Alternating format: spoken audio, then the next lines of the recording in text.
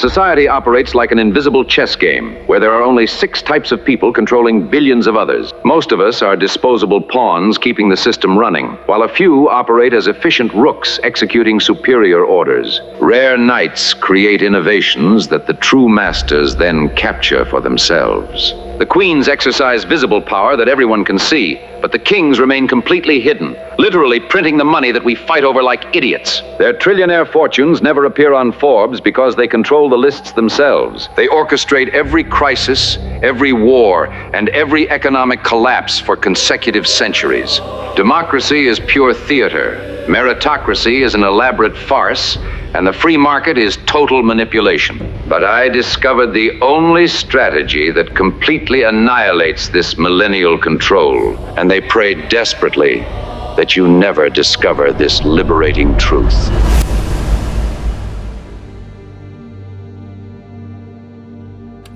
You wake up every morning thinking you're free. But here's what's really happening. You're in an invisible prison with billions of other people, and nobody even knows the rules of the game we're all playing. This isn't some pessimistic theory or conspiracy nonsense. This is the most accurate diagnosis of your life right now. And there's a tool that's been exposing this truth for over 1,000 years. It's been hiding in plain sight. While you navigate through the overwhelming complexity of the 21st century, frequently feeling lost among decisions that seem to lead nowhere, a disconcerting truth emerges. There is an underlying pattern governing every movement, every choice, and every apparent coincidence that shapes your destiny. The sensation of existential drift that haunts our era does not arise from chance. It originates from the collective inability to see the structures that determine who ascends, who remains stagnant, and who will inevitably be sacrificed. Chess, far from constituting mere intellectual entertainment, reveals itself as the most sophisticated decoder map ever created to understand the power dynamics that govern our society. Each piece represents not just an abstract strategic function, but a specific human archetype, a defined social category, and a predetermined role in the grand match that determines humanity's collective destiny. This revelation immediately destroys the democratic illusion that everyone possesses equivalent opportunities, or that individual merit constitutes the determining factor of success. The operational reality of the world divides rigorously into 6 fundamental types of people, each one occupying specific positions on the social board, moving according to invariable rules that few can perceive. The pawns represent the working masses, billions of individuals whose lives follow predictable trajectories, advancing slowly, one square at a time, keeping the system functioning through established routines. The rooks symbolize the highly productive professionals, moving in straight lines with relentless efficiency, sustaining civilizational infrastructure through exceptional technical competence. The knights embody the disruptive innovators, those non-linear thinkers capable of jumping over conventional obstacles and creating unlikely solutions that transform established paradigms. The bishops function as patient strategists, moving diagonally through decades of meticulous planning, building influence networks that activate precisely when necessary. The queens exercise immediate and multi-directional power, commanders, agency chiefs, those who hold authority over life and death, operating beyond the limitations that restrict the other pieces. And finally, the apparently fragile but eternally protected kings represent the family dynasties that control not just the pieces, but the very board where the game takes place. Understanding this social taxonomy radically transforms your perception of the surrounding reality. You cease to be a passive observer of apparently random events to become an analyst capable of decoding every movement, every strategy, and every planned sacrifice that shapes the global scenario. While billions of people live their existences without perceiving the patterns that govern their trajectories, the fundamental rules of power remain exposed, waiting only for someone to develop the necessary acuity to decipher them. Every news report, every economic crisis, every technological revolution, and every geopolitical conflict starts to make sense when observed through this revealing lens. The movements cease to seem chaotic, revealing themselves as logical sequences in a carefully orchestrated match. But once you understand the rules of the game, once you identify your current position on the social board, which strategy will you adopt? Will you accept remaining confined to the role that has been assigned to you? Or will you discover how to transcend this system of human classification completely?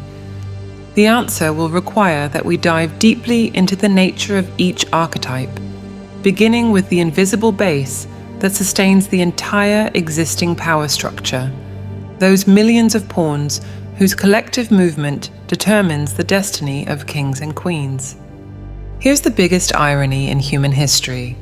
The people everyone thinks are worthless, they're actually holding up the entire system. Think about it. Billions of humans wake up every morning and do the exact same thing.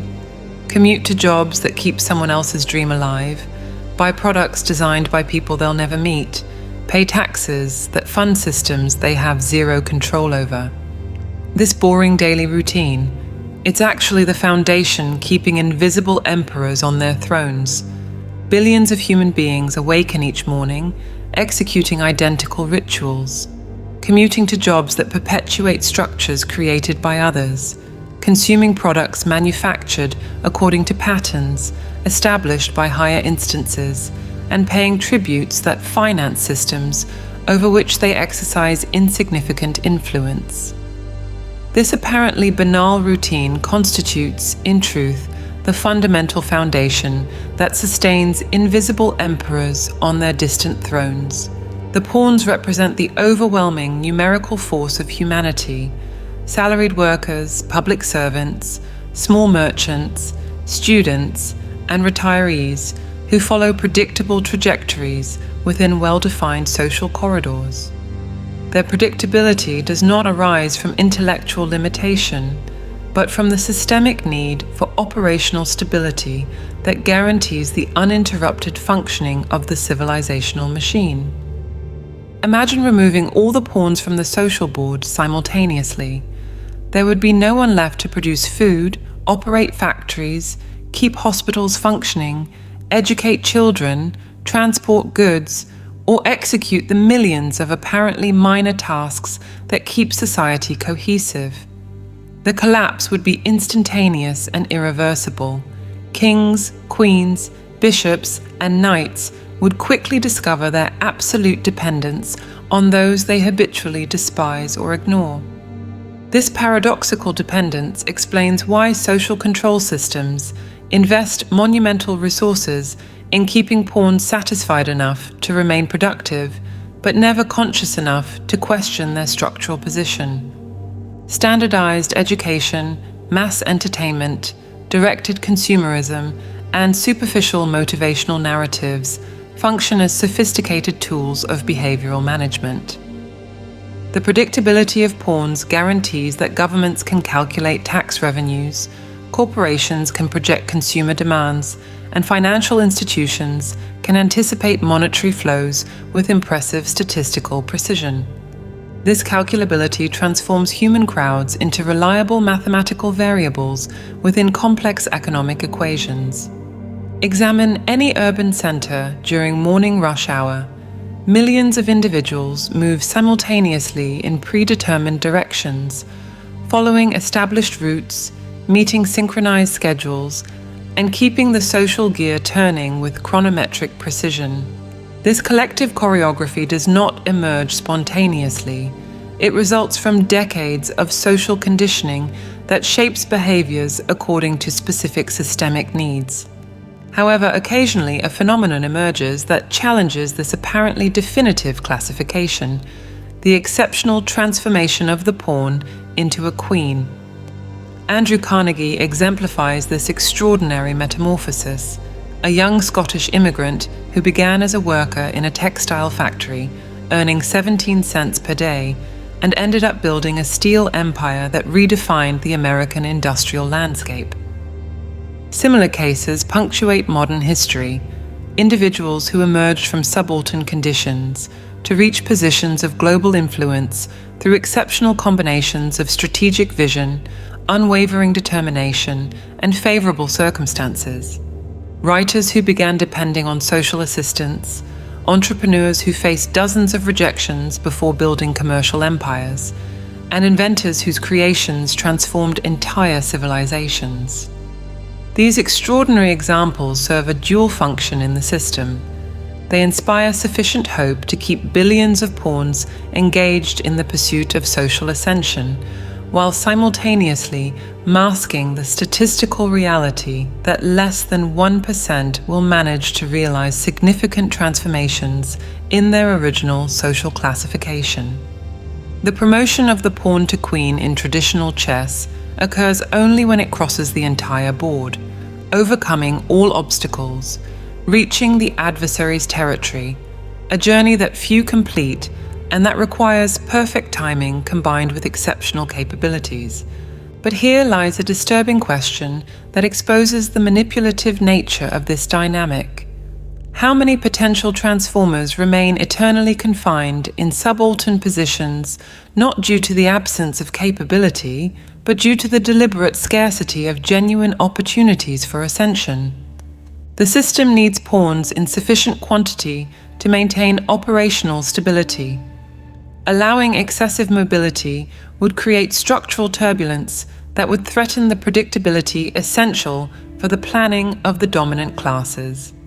Thus, the stories of exceptional transformation function simultaneously as psychological escape valves and mechanisms of social control. Educational institutions perpetuate this dynamic by producing qualified graduates in numbers that deliberately exceed the positions available at the higher levels of the hierarchy. This overproduction of talents creates fierce competition for limited opportunities, keeping salaries depressed and increasing social docility among those who fear losing their relatively privileged positions. Sophisticated advertising campaigns constantly sell the illusion that specific consumer products confer elevated social status, while credit systems facilitate the acquisition of material symbols that create only the appearance of ascension without fundamentally altering the individual's structural position on the social board. This understanding leads us inevitably to the next level of the hierarchy.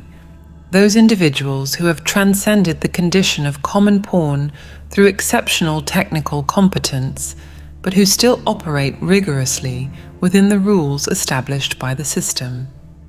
They are the highly efficient professionals, the meticulous executors who constitute the productive backbone of modern civilization, the human rooks who transform abstract plans into concrete realities.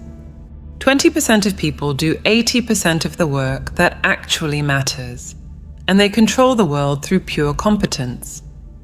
These are the rooks, the professionals who've turned skill into superpower, the heart surgeon who operates for 16 hours straight with perfect precision. The engineer is calculating trajectories to Mars, the programmer building AI that'll change everything. Watch these human machines work, up before dawn, processing insane amounts of information, maintaining standards that would break most people. And they do this every single day for decades. Their secret? Predictable excellence. When you need heart surgery, you know they'll perform exactly like they have thousands of times before. When you board a plane, you trust that engineers have tested every single bolt and wire, but here's their fatal flaw. The rooks represent the elite professionals who have transformed technical competence into absolute operational superiority. Cardiovascular doctors who perform 16-hour surgeries with millimetric precision, aerospace engineers who calculate interplanetary trajectories, programmers who build artificial intelligence systems, and corporate managers who coordinate operations involving millions of simultaneous variables. Observe these perfectly calibrated human machines. They wake before dawn, process complex information during extended workdays, maintain standards of excellence that others consider impossible, and repeat this performance daily for consecutive decades. Their discipline transcends common obsession to reach levels of dedication that border on the supernatural. The strength of rooks resides in the predictability of their excellence. When you schedule cardiac surgery, you trust that the professional will execute procedures with the same precision demonstrated in thousands of previous operations.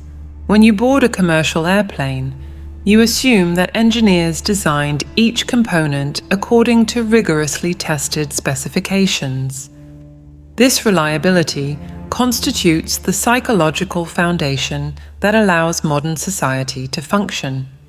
Unlike pawns, who follow instructions established by others, rooks create and implement sophisticated solutions to complex problems. They master specialized technical languages, manipulate advanced tools, and navigate through labyrinthine bureaucratic systems with natural ease. Their expertise confers upon them indisputable authority within their specific professional domains. The rook's movement in chess perfectly symbolizes this mentality: straight lines, long distances, and devastating power when correctly positioned. They do not waste energy on unnecessary movements. They do not let themselves be seduced by elaborate strategies. They advance directly toward objectives with relentless efficiency. This same linearity, however, reveals itself simultaneously as their most critical vulnerability. Isolated rooks become easy targets for agile knights who attack from unexpected angles. When confronted with situations that require lateral thinking or radical adaptation, their extreme specialization transforms into a paralyzing limitation. Consider the digital revolution that devastated entire industries during the last 3 decades. Millions of highly qualified professionals discovered that decades of expertise became obsolete practically overnight. Accountants are replaced by software, journalists are supplanted by algorithms, and financial operators are eliminated by automated trading systems. The cognitive rigidity that allows rooks to maintain exceptional performance standards within established parameters prevents them from recognizing when these fundamental parameters are changing. They continue applying old solutions to new problems, refining techniques that have lost relevance, and investing energy in professional domains that are disappearing. Observe how doctors resist innovative treatments that threaten established protocols, even when evidence suggests superior efficacy. Examine how lawyers defend obsolete legal precedents while new technological realities make old legislation inadequate. Analyze how educators perpetuate outdated pedagogical methodologies instead of adapting to the cognitive transformations of digital generations. The rook's dependence on well-defined organizational structures exposes another fundamental fragility. They need clear hierarchies, standardized processes, and predictable resources to maximize their productivity. When these support systems collapse or transform rapidly, rooks frequently face operational paralysis. During economic crises or corporate reorganizations, highly competent professionals discover that their expertise does not transfer easily between different contexts. An exceptional mechanical engineer can become completely useless in a digital services-based economy. A brilliant corporate manager can fail totally when trying to undertake independently. This vulnerability explains why rooks desperately need knights, those non-linear thinkers capable of detecting paradigmatic changes before they become evident to conventional observers.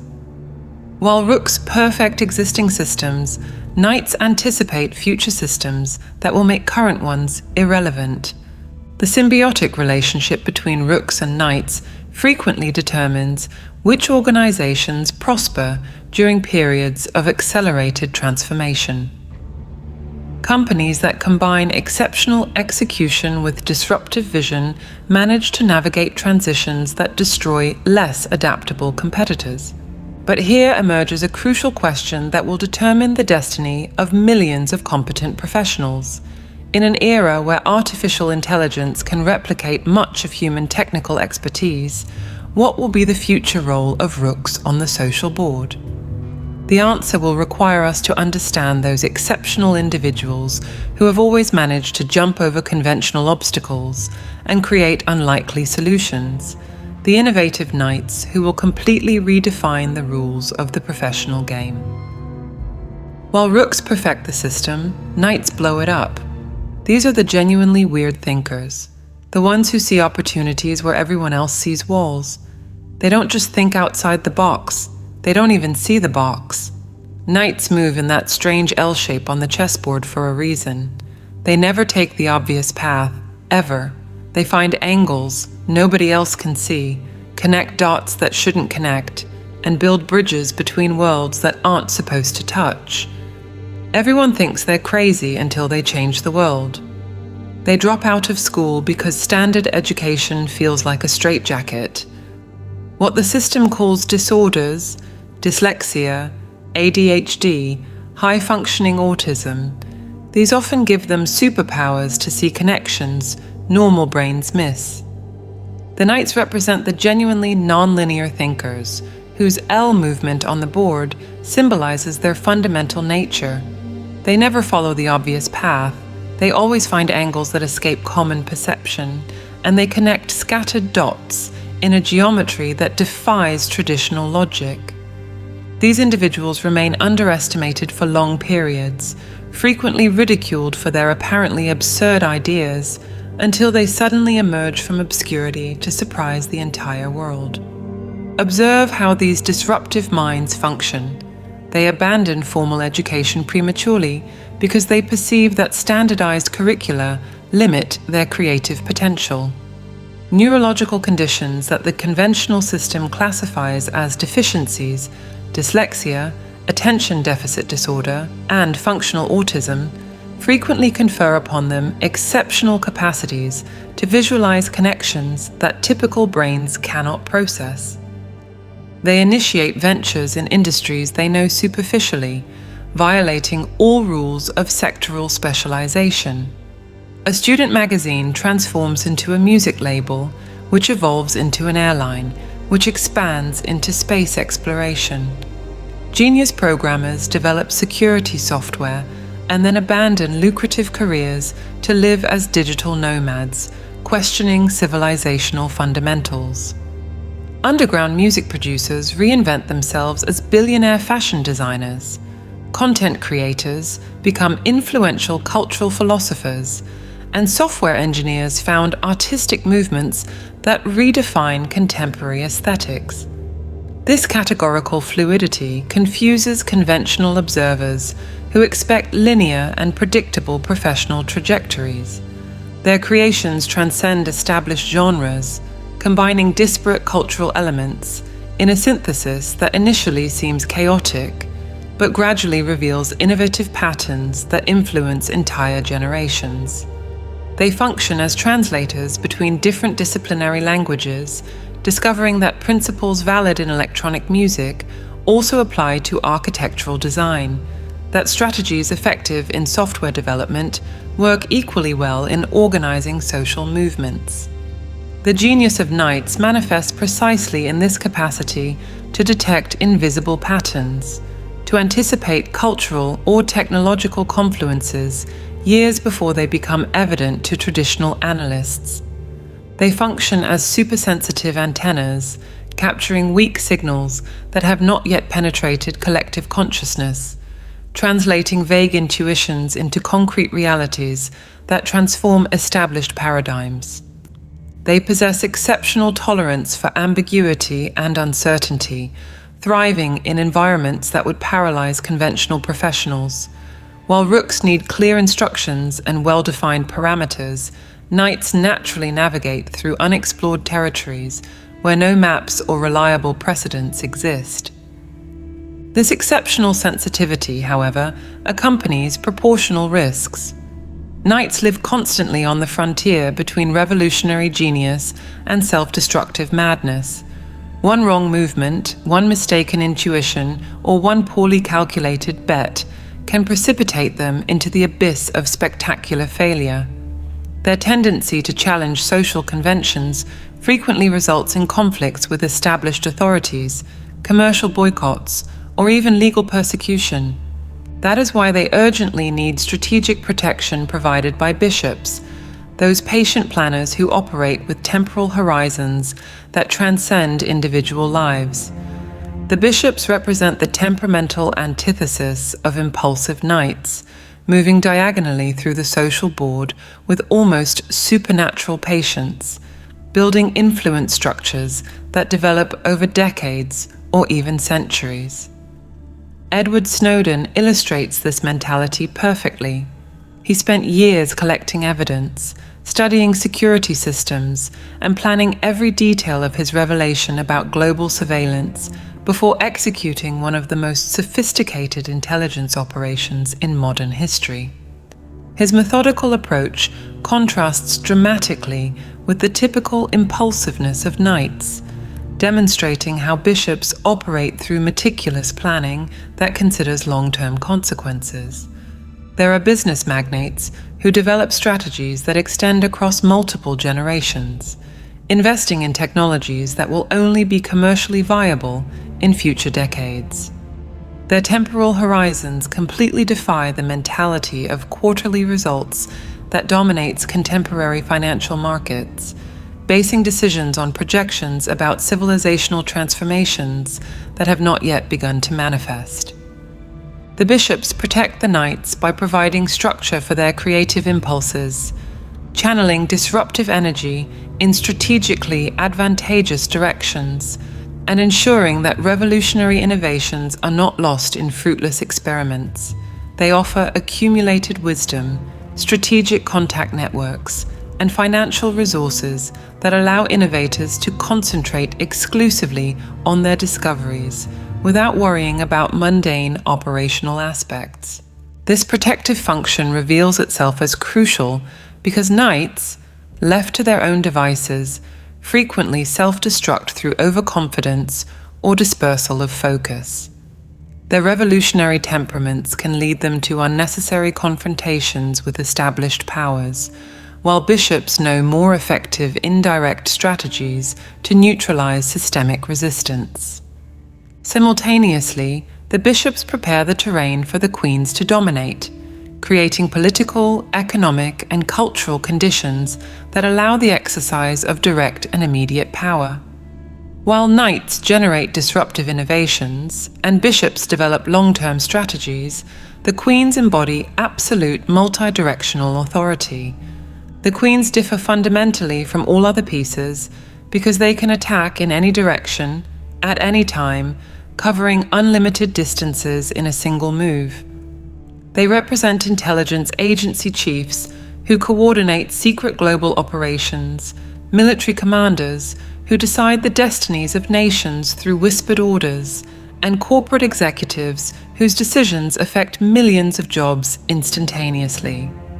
Observe how these figures operate beyond the rules that restrict pawns, rooks, and even knights. They possess access to classified information that remains hidden from the public for decades. They manipulate financial markets through coordinated interventions. They influence electoral processes through resources that transcend official campaign budgets. The Queen in chess symbolizes power that manifests through extreme versatility combined with unlimited reach. In real society, these figures exercise influence that transcends national borders, legal jurisdictions, or conventional institutional limitations. They function as central nodes in power networks that connect governments, corporations, and international organizations in a web of mutual influence. Everyone fears the Queen because her power is visible, immediate, and incontestable. When she decides to act, consequences manifest rapidly through multiple simultaneous channels. Career politicians alter fundamental positions after private conversations. Journalists modify editorial narratives without public explanations. Government regulators suspend investigations that threaten specific interests. However, even these apparently supreme figures operate within limitations imposed by an even higher category, those who control not just the pieces, but the very board where the game takes place. There exists a final hierarchy that remains hidden from public perception, a ruling class whose power transcends the need for visibility or recognition, whose control manifests not through spectacular actions, but through the capacity to determine the very rules according to which all others must play. Ready for the most disturbing truth about power? The weakest-looking pieces on the board are actually the strongest. The kings, they can barely move, hide behind everyone else, look vulnerable as hell. But when they fall, game over, instantly. That's exactly how the real world works. While queens exercise power for decades and presidents get their 4 or 8 years, certain family dynasties have controlled the global money system for centuries, uninterrupted. Their names? You won't see them in headlines. Their wealth never shows up on Forbes. Their decisions shape the planet, but good luck finding their fingerprints in any history book. Here's what should terrify you. They don't just have money, they create money. They literally control the printing presses. The kings in chess move only one square at a time, hide behind protective ranks, and appear vulnerable and dependent on the protection offered by other pieces. However, their elimination instantly ends the entire match, a dynamic that perfectly mirrors how family dynasties control global financial systems through consecutive generations. While queens exercise spectacular power for decades, presidents govern for limited terms, and even dictators eventually succumb to mortality, these hereditary lineages maintain control for uninterrupted centuries. Their names rarely appear in journalistic headlines, their fortunes never figure on public billionaire lists, and their decisions influence planetary destinies without leaving evident traces in official historical documentation. Examine any financial crisis of the last decades, and you will discover that the same banking institutions invariably emerge strengthened after each economic collapse that devastates entire populations. This capacity to transform collective calamities into private opportunities does not arise from superior business competence, but from direct control over the fundamental mechanisms that determine global monetary value and circulation. The crucial difference between commonwealth and supreme power manifests in a distinction that few can perceive. Traditional billionaires accumulate money within systems created by others, while these dynasties create and control the very systems that generate money. They possess the extraordinary prerogative to determine interest rates, regulate monetary supply, and authorize loans that finance national governments. When you understand that certain families literally print the money that everyone else fights over, the futility of conventional competition becomes glaringly evident.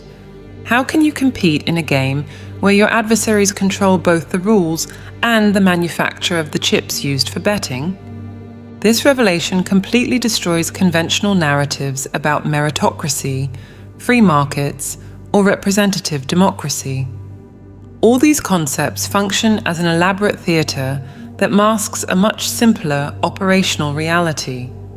A small number of hereditary lineages determines economic policies that affect billions of people through mechanisms that transcend national borders or legal limitations. Observe how global monetary crises emerge simultaneously in multiple, apparently independent countries, how similar fiscal policies are implemented in nations with completely distinct cultures, and how coordinated economic decisions cross continents without satisfactory public explanations about the decision-making processes involved. The coordination required to orchestrate phenomena of this magnitude demands organizational structures that have operated for generations, with institutional continuity that transcends superficial political changes. Presidents alternate, parliaments renew, but the fundamental policies that determine global financial flows maintain notable consistency through decades. These families hold assets measured in tens of trillions, amounts that exceed the gross domestic products of entire continents. However, their wealth remains largely invisible because it is structured through complex networks of foundations, trusts, holding corporations, and offshore financial vehicles that fragment legal ownership in a practically undetectable way. More importantly, their power does not depend on monetary accumulation, but on control over systemic infrastructure. When you own central banks that determine national monetary policies, when you control institutions that regulate international markets, and when you influence organizations that define global commercial standards, the specific amount of money in your accounts becomes irrelevant. Money constitutes just one tool within their arsenal, useful for influencing the behaviors of subordinate classes, but unnecessary for exercising power over systems that they themselves created and maintain. They function as architects who designed the building where everyone else works, lives, and competes. This understanding reveals why conventional political reforms never substantially alter the global distribution of power. Replacing politicians, modifying legislation, and even promoting national revolutions leaves untouched the fundamental financial infrastructure that determines how planetary resources are allocated. Everyone plays chess according to apparently fixed rules, but the kings provide the board itself, decide how many squares it will have, determine how long each match will last, and select which pieces can participate. The entire system exists to perpetuate and expand their generational dominion through mechanisms so sophisticated that most participants do not even perceive their existence. Here lies the final question that will determine your personal destiny. Once you understand the real nature of this manipulated game, how will you react? Will you try to ascend within hierarchies controlled by others? Will you seek to reform systems created to resist changes? Or will you discover a completely different strategy that transcends the limitations imposed by the conventional board? The answer will require you to consider a revolutionary possibility that challenges all assumptions about how power, wealth, and freedom really function.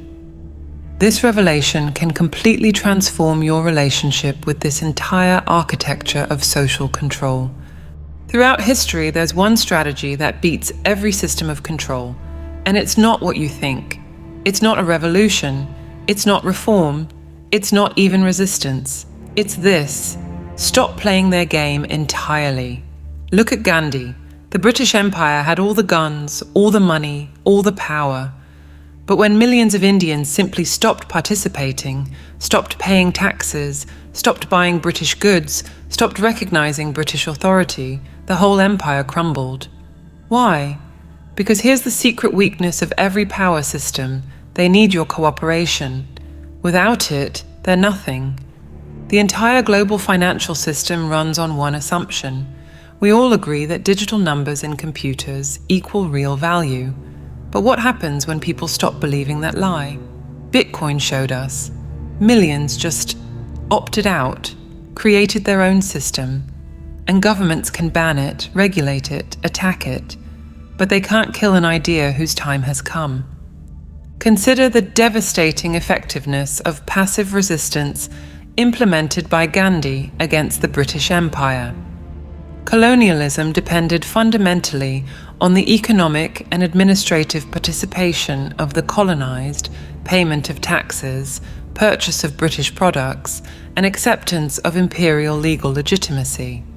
When millions of Indians simply stopped cooperating with these mechanisms, the entire administrative structure began to collapse, regardless of British military superiority. The genius of this approach resides in a systemic vulnerability that few perceive. Complex power systems are inherently fragile because they depend on massive cooperation to function. When this cooperation is withdrawn simultaneously by sufficient numbers of people, there exists no military or economic force capable of restoring normal functioning. Examine how the modern financial system operates through a fundamental premise. Everyone agrees that digital numbers in computers represent real value. This collective agreement keeps functioning as a mechanism that generates trillions of dollars for banking dynasties through monetary creation from nothing. But what happens when entire populations simply stop accepting this premise? The collapse of the Soviet Union provides a fascinating historical example of this dynamic. The state apparatus possessed overwhelming military power, total control over media and education, and comprehensive surveillance systems. However, when the population lost faith in the legitimacy of the system, the entire structure disintegrated in a matter of months, despite the absence of armed revolution or external invasion. Bitcoin represents a contemporary manifestation of this same strategy. Millions of people simply opted to use an alternative monetary system that operates outside traditional banking control. Governments can prohibit, regulate, or try to suppress cryptocurrencies, but they cannot eliminate a decentralized technology that does not depend on controllable physical infrastructure. The digital revolution created unprecedented possibilities for implementing non-participation strategies on a global scale. Technologies like blockchain, encrypted communication, decentralized solar energy, 3D printing, and hydroponic cultivation allow communities to operate with increasing independence from centralized systems. But here resides the deepest aspect of this liberation. Effectively implementing the non-participation strategy requires fundamental transformation in individual consciousness. You need to develop sufficient clarity to distinguish between real needs and programmed desires, between genuine security and artificial dependence, and between authentic prosperity and compensatory consumerism. Billions of people remain trapped in the system not primarily due to physical coercion, but due to psychological conditioning that convinces them that alternatives are impossible or dangerous.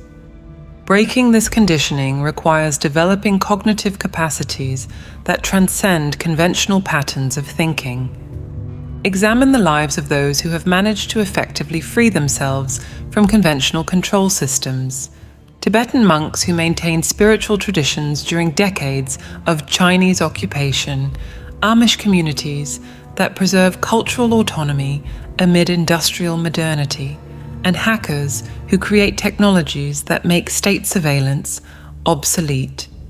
The common denominator among these groups is the development of internal sources of guidance that do not depend on external validation or approval.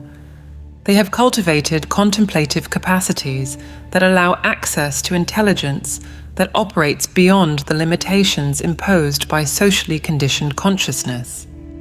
This interior transformation constitutes the most crucial aspect of the liberation strategy because social control systems function primarily through the capture of attention and manipulation of mental processes.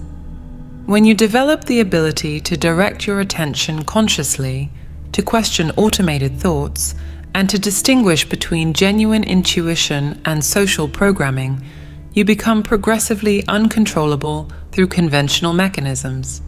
Contemplative practices like meditation, contemplative prayer, or mindfulness techniques function as technologies of mental liberation that allow identification and neutralization of conditioning patterns that keep people psychologically dependent on external systems of validation and security. More deeply still, expanded states of consciousness reveal that common human experience operates within perceptual limitations that can be transcended through systematic spiritual development. When you directly access your nature as creative consciousness, material hierarchies of power become temporary contexts for learning, not absolute realities that determine your destiny. Individuals who reach this understanding become natural catalysts for collective transformation. Their inner freedom inspires others to question fundamental assumptions about possibility and limitation. They create morphogenetic fields of expanded consciousness that facilitate similar awakenings in growing networks of relationships. Authentic revolution happens when sufficient people simultaneously embody this new frequency of consciousness, generating organic systemic changes that make old control structures progressively irrelevant. It does not require violent confrontation or forced political reorganization. It manifests through the spontaneous emergence of superior realities that overcome limitations of previous paradigms. Every change begins with understanding your role as co-creator, and the only way to connect with this divine intelligence is through meditation.